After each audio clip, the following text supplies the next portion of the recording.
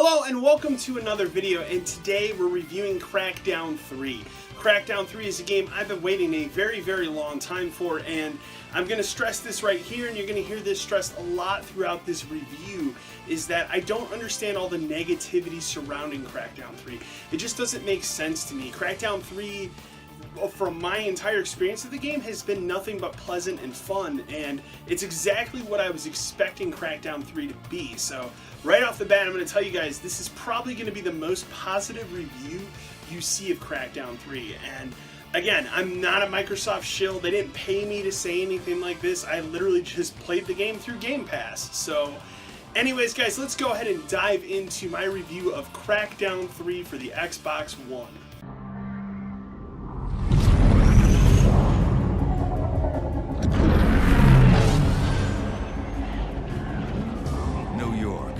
Moscow, Seoul, a whole new group of cities just got hit.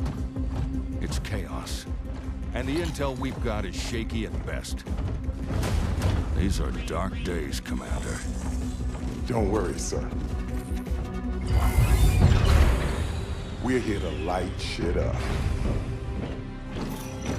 I waited a long time for a proper sequel to Crackdown 3. And out of all of Microsoft's games that were announced for this generation that were eventually canceled, Crackdown 3 seemed like it was slated for that fate. Yet somehow the game rised up out of the ashes and finally released nearly 5 years after it was announced. So how is Crackdown 3? Well, every single review you'll see on the internet thus far pegs the game as a mediocre action-adventure sandbox game that brings nothing new to the table. That's where this review is going to differ. See, I've really enjoyed my time with Crackdown 3. Honestly, I don't understand the amount of negativity surrounding this game. Was it the fact that the game came out the same day as many other high-profile releases? Perhaps it's because it's part of a console generation that seems to be 80-20 in the odds of Sony and the PlayStation 4. Maybe it's the fact that the game doesn't have to be purchased for $60 when you can just pay $10 a month for Game Pass and play it right now. Regardless, the game that the critics and I review seems to be a completely different game.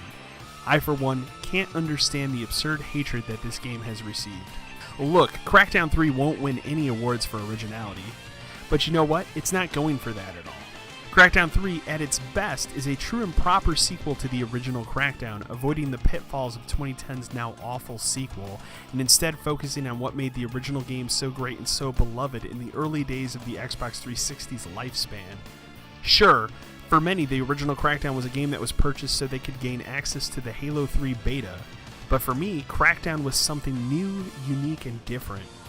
Crackdown was one of the first truly open-world cooperative experiences I've ever had. Here's a massive, big open world that you and a friend can explore and literally be on opposite sides of the map without any issue or performance hindrance. It was new, it was fresh, and it presented a great sandbox experience. And while 2010's sequel failed to bring the same fun elements, the major gripe that game had being the freaks, its main problem was that it just didn't feel like the same Crackdown. The best example I can give is for fans of the Dead Rising franchise, that complain that 3 and 4 just don't have the same feel as the earlier games. So in 2014, Crackdown 3 was announced alongside a massive push towards cloud-based computing. The power of the cloud was going to push the destruction in this game forward and present something that had never been seen in a video game. Flash forward 5 years later and the game is finally out, devoid of any of that technology almost entirely. The cloud-based computing destruction has been limited to a very poorly implemented multiplayer mode called Wrecking Zone that is installed in a separate client download. For that reason, I'm excluding any mentions of that mode in this review, but be forewarned, it's terrible. After reading the initial reviews 24 hours before the game's release, my heart sank. I was so disappointed initially that the game was going to be just another notch in Microsoft's less than stellar console generation.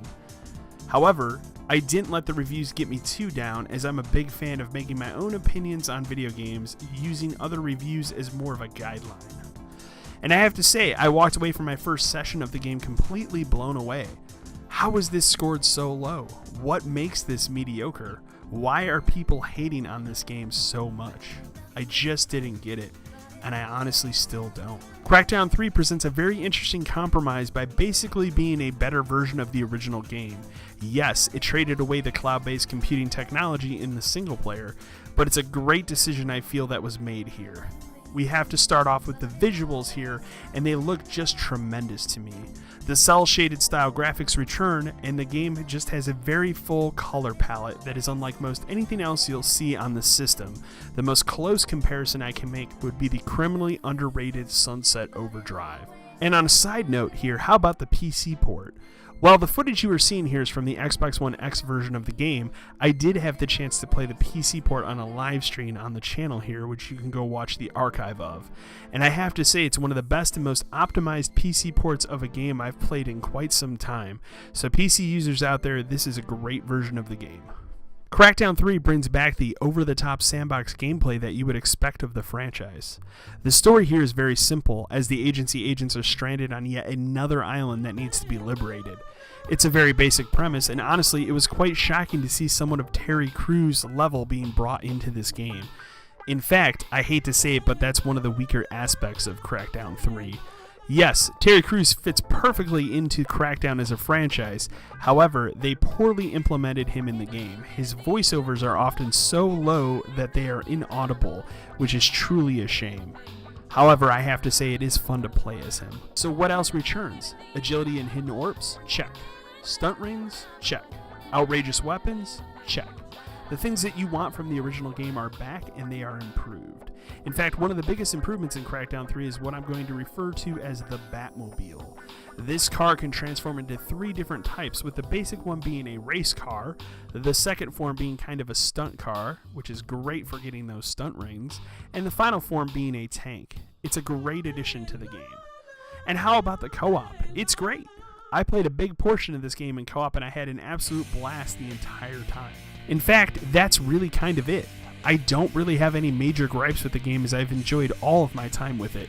Yes, the story is weak and unoriginal. Crackdown as a franchise has never been about the story.